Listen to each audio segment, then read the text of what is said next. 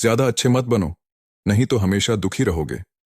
आचार्य चाणक्य ने कहा था कि इंसान को ज्यादा सीधा भी नहीं होना चाहिए, क्योंकि अगर हम जंगल में जाकर देखें तो जान पाएंगे कि सीधे पेड़ काट दिए जाते हैं, जबकि टेढ़े मेढ़े पेड़ छोड़ दिए जाते हैं। तो आज की हमारी वीडियो भी इसी बारे में है कि ज्यादा अच्छा बनना बुरा क्यों होता है, और आखिर क्यों एक अच्छा इंसान हमेशा दुखी और परेशान रहता है। तो ये सब हम जानेंगे एक कहानी के माध्यम से। तो नमस्कार दोस्तों, आप देख रहे हैं टीएन जर्नी। चैनल पर पहली बार आए हैं तो चैनल को सब्सक्राइब करें और बेल आइकन दबाना बिल्कुल ना भूलें। वीडियो अच्छी लगी तो वीडियो को लाइक करें, शेयर करें और कमेंट में नमो बुद्धाय लिखना बिल्कुल ना भूलें। तो चलिए शुरू करते हैं इस कहानी को। एक बार एक व्यक्ति बौद्ध भिक्षु के पास आता है और कहता है, मास्टर, मैं एक बहुत ही सीधा और अच्छा व्यक्ति हूं। इतना सीधा कि आपने आज से पहले मुझसे सीधा व्यक्ति नहीं देखा होगा। मैं हमेशा ही सबकी मदद करने की कोशिश करता हूं, सबको खुश रखने की कोशिश करता हूं, लेकिन सब मेरा फायदा उठाते हैं, मेरा मजाक बनाते हैं और कोई भी मुझे गंभीरता से नहीं लेता। यहां तक कि मेरे घर वाले भी मेरी इज्जत नहीं करते और ना ही घर के किसी महत्वपूर्ण काम में मेरी राय लेते, जबकि अपने दोनों भाइयों की तुलना में मैं सबसे ज्यादा काम भी करता हूं। घर वालों की बात भी मानता हूं, माँ बाप की सेवा भी करता हूं और घर के सभी लोगों को खुश रखने की कोशिश करता हूं, लेकिन मेरी भावनाओं को कोई भी नहीं समझता। सब मेरा फायदा उठाते हैं। आखिर मेरे साथ ही ऐसा क्यों होता है?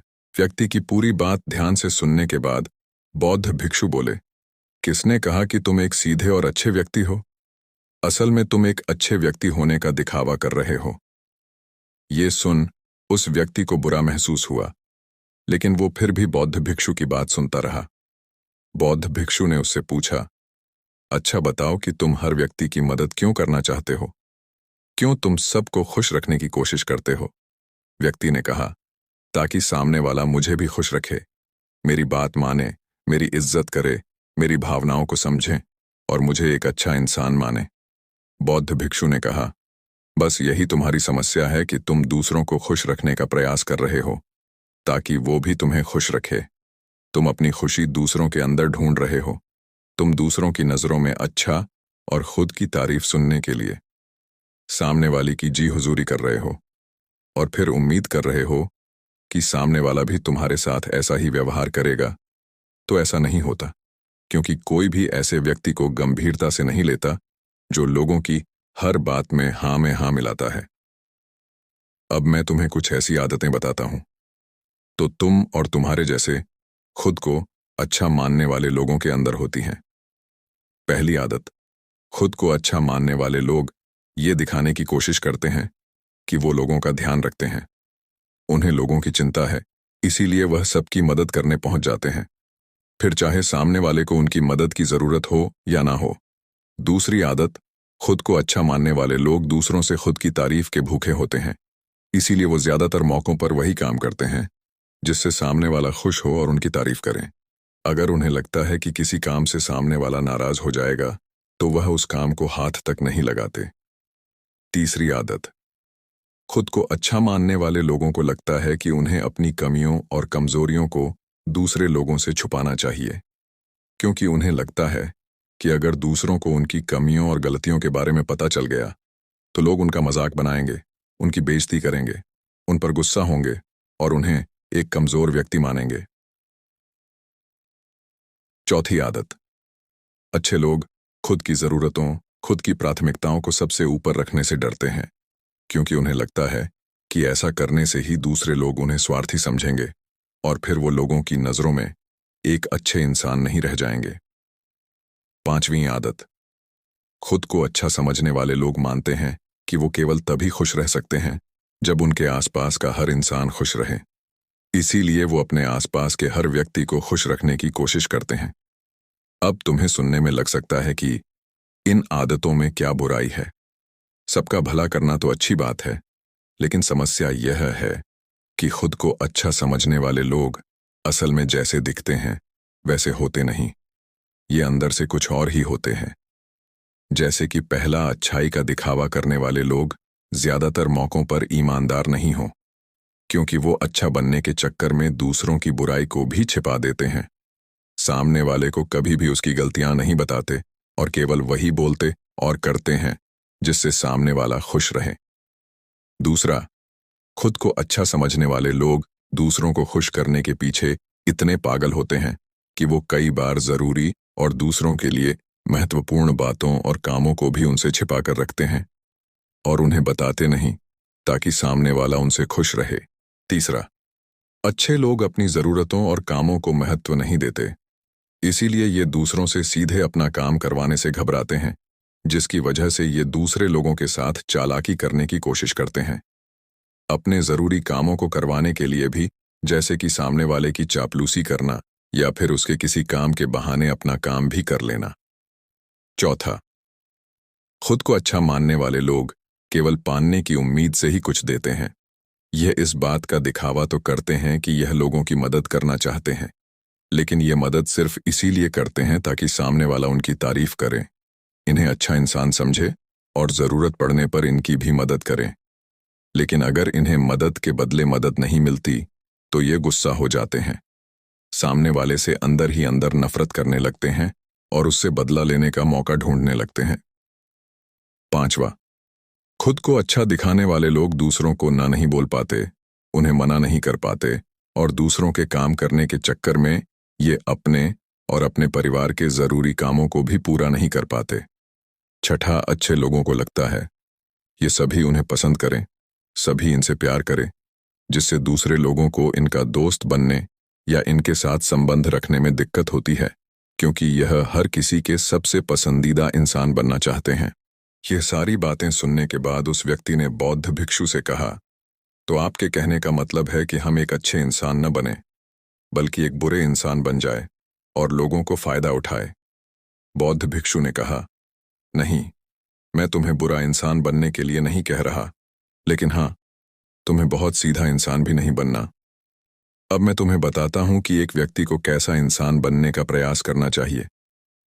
दोस्तों, इंसानी स्वभाव और उसकी अच्छाई और बुराई के बारे में अगर सबसे ज्यादा किसी ने बात की है तो वो है अखंड भारत के निर्माता, राजनीति के महापंडित आचार्य चाणक्य, जिन्होंने अपनी किताब चाणक्य नीति में इंसानी स्वभाव और दुनिया भर की तमाम चीजों के बारे में विस्तार से चर्चा की है। वो इतने बड़े ज्ञानी और दूरदृष्टा थे कि आज हजारों साल बाद भी उनके द्वारा कही गई एक एक बात हमारे जीवन में पूरी सटीकता के साथ लागू होती है। बौद्ध भिक्षु ने कहना शुरू किया, तुम्हें एक सीधा या दूसरों की नजरों में अच्छा इंसान बनने की तुलना में एक सुलझा हुआ इंसान बनने का प्रयास करना चाहिए। एक सुलझा हुआ इंसान वो होता है जिसे सबसे अच्छा इंसान बनने का कोई शौक नहीं है। वो जैसा है वैसा ही खुद को पसंद करता है। वो जानता है कि वो एक इंसान है और उसमें बहुत सी कमियां हैं और वह अपनी कमियों को स्वीकार्यता भी है। एक सुलझा हुआ इंसान ये भी अच्छे से जानता है कि उसकी और उसके परिवार की कुछ महत्वपूर्ण जरूरतें हैं जिन्हें उसे ऊपर रखना होगा, वरना उसके साथ साथ उसके परिवार का जीवन भी परेशानियों में पड़ जाएगा। हो सकता है कि उसकी ऐसी सोच की वजह से उसके आसपास के लोग, उसके मित्र या रिश्तेदार उससे नाराज हो जाएं, लेकिन वो इसे भी स्वीकारता है। यहां पर बात स्वार्थी होने की नहीं, बल्कि जीवन की सच्चाई को स्वीकारने की है, क्योंकि तुम बुद्ध नहीं हो गए हो कि तुम्हारी कोई इच्छा ही नहीं है, किसी से कोई उम्मीद नहीं है या कोई जरूरतें शेष नहीं रहीं। तुम एक साधारण इंसान हो और एक साधारण इंसान की सोच के साथ अगर तुम सबको खुश रखने का प्रयास करोगे तो तुम हमेशा दुखी रहोगे, क्योंकि तुम्हारी भी सामने वाले से उम्मीदें बढ़ेंगी और जब वो उम्मीदें पूरी नहीं होंगी तो तुम दुखी हो जाओगे। इसीलिए जो इंसान ये कहता है कि मैं सबकी मदद करूंगा, सबको खुश रखूंगा और मुझे बदले में किसी से कुछ भी नहीं चाहिए, यहां तक कि अपनी तारीफ भी नहीं, तो पहले उस इंसान को बुद्धत्व प्राप्त कर लेना चाहिए, क्योंकि एक आत्मज्ञान को प्राप्त व्यक्ति ही किसी से कोई उम्मीद नहीं रखता। पर क्योंकि आत्मज्ञान को प्राप्त करना सबके बस की बात नहीं है, इसीलिए तुम्हें इस जीवन के सत्य को स्वीकारना होगा और खुद को शोषण का शिकार वह दुखी होने से बचाने के लिए एक सीधा इंसान बनने की बजाय एक सुलझा हुआ इंसान बनने का प्रयास करना होगा। अब मैं तुम्हें बताता हूं कि एक सुलझे हुए इंसान में क्या क्या विशेषताएं होती हैं। पहली विशेषता ये अपनी और अपने चाहने वालों की जरूरतों को ऊपर रखते हैं। इसका मतलब यह नहीं है कि ये लोग दूसरों की जरूरतों को कम समझते हैं या फिर दूसरों को गिराकर खुद ऊपर बढ़ने की कोशिश करते हैं, बल्कि इसका मतलब यह है कि ये लोग दूसरों की फालतू जरूरतों के लिए तब तक उपस्थित नहीं होते जब तक कि इनकी खुद की महत्वपूर्ण जरूरतें पूरी न हो जाएं। हालांकि अगर कोई इंसान सच में मुसीबत में फंसा हुआ है और उसे इनकी सहायता की सख्त जरूरत है, तभी अपने महत्वपूर्ण कामों को पीछे रखकर भी उसकी सहायता के लिए उपस्थित हो जाते हैं और ये अपने से कमजोर और जरूरतमंद लोगों की भी अपनी हैसियत के अनुसार सहायता करने के लिए तैयार रहते हैं।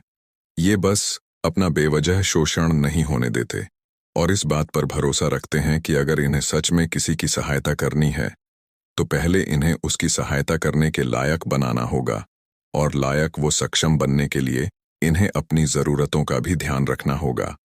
क्योंकि अगर एक इंसान खुद ही बहुत ज्यादा बीमार है तो फिर वो दूसरे बीमार व्यक्ति की सेवा कैसे कर सकता है।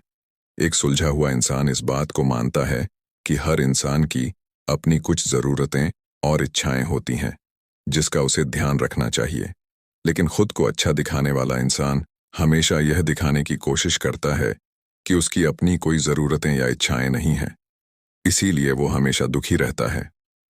दूसरी विशेषता, एक सुलझा हुआ इंसान इस बात को अच्छे से जानता है कि वो अपने आसपास के हर इंसान को खुश नहीं रख सकता, इसीलिए वो केवल उसी इंसान को खुश रखने का प्रयास करता है जो उसके लिए मायने रखते हैं, जो सच में उससे प्यार करते हैं, उसकी परवाह करते हैं। लेकिन अगर उसकी बहुत कोशिश करने के बाद भी सामने वाला उससे दूरी बनाने का प्रयास करता है, उससे खुश नहीं रहता या फिर उसके साथ सहज महसूस नहीं करता, तो फिर एक सुलझा हुआ इंसान ऐसे व्यक्ति से दूरी बनाने से भी पीछे नहीं हटता। फिर चाहे वो उसका कोई परिवारजन, सगा संबंधी या फिर मित्र क्यों ना हो, क्योंकि वो किसी से जबरदस्ती नहीं कर सकता, सिर्फ उसे खुश रखने या सामने वाले की नजरों में अच्छा इंसान बनने के लिए। इस तरह वो खुद को बेवजह दुखी होने से बचा लेता है। लेकिन जो अच्छा होने का दिखावा करते हैं, वो सबको खुश करने के चक्कर में अपने जीवन के सबसे महत्वपूर्ण इंसान को ही दुखी कर बैठते हैं, जो कि वो खुद हैं। तीसरी विशेषता, एक सुलझा हुआ इंसान वैसा जीवन जीने का प्रयास करता है जैसा वो जीना चाहता है। वो सिर्फ किसी दूसरे को खुश करने के लिए अपने जीने का तरीका नहीं बदलता। इसका मतलब यह नहीं है कि उनके जीने का तरीका ऐसा है जिससे लोगों को समस्या हो। वो बस दूसरे क्या कहेंगे इस चक्कर में अपना मन मारकर नहीं रहता और खुलकर पूरे जोश और उत्साह के साथ अपना जीवन जीता है।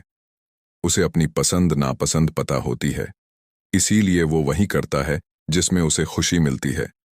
उसे अच्छे से पता होता है कि वो कौन है, उसे अपने आप पे भरोसा होता है, इसीलिए उसे किसी इंसान की छोटी चापलूसी करके खुद को अच्छा दिखाने या खुद की तारीफ सुनने की जरूरत नहीं होती। बौद्ध भिक्षु ने आगे कहा, अगर तुम अपने जीवन से संतुष्ट नहीं हो तो अपने आप से 2 प्रश्न पूछो। पहला, क्या मैं अपने लिए वो जिंदगी बना रहा हूं जो मैं असल में अपने लिए चाहता हूं? और दूसरा, अगर मैं नहीं बना रहा तो क्यों नहीं बना रहा? जब तुम इन दोनों सवालों के बारे में गहराई से विचार करोगे, तब तुम जान पाओगे कि तुम अपनी मनचाही जिंदगी सिर्फ इसलिए नहीं बना पा रहे हो क्योंकि तुम दूसरों के सामने अच्छा बनने का प्रयास कर रहे हो, जिसकी वजह से तुम अपनी इच्छाओं और जरूरतों को प्राथमिकता नहीं देते हो और दूसरों को ही खुश करने में लगे रहते हो। इसीलिए अगर तुम एक खुशहाल और मनचाहे जिंदगी जीना चाहते हो तो एक सुलझा हुआ इंसान बनने का प्रयास करो, ना कि सीधा इंसान। इतना कहकर बौद्ध भिक्षु मौन हो गए। व्यक्ति को भी अब समझ आ चुका था कि उसे एक सुलझा हुआ इंसान बनना है, ना कि सीधा। उसने इतनी अमूल्य जानकारी के लिए बौद्ध भिक्षु का धन्यवाद किया और वहां से चला गया। दोस्तों, उम्मीद करता हूं कि आपको इस कहानी से बहुत कुछ सीखने को मिला होगा। धन्यवाद।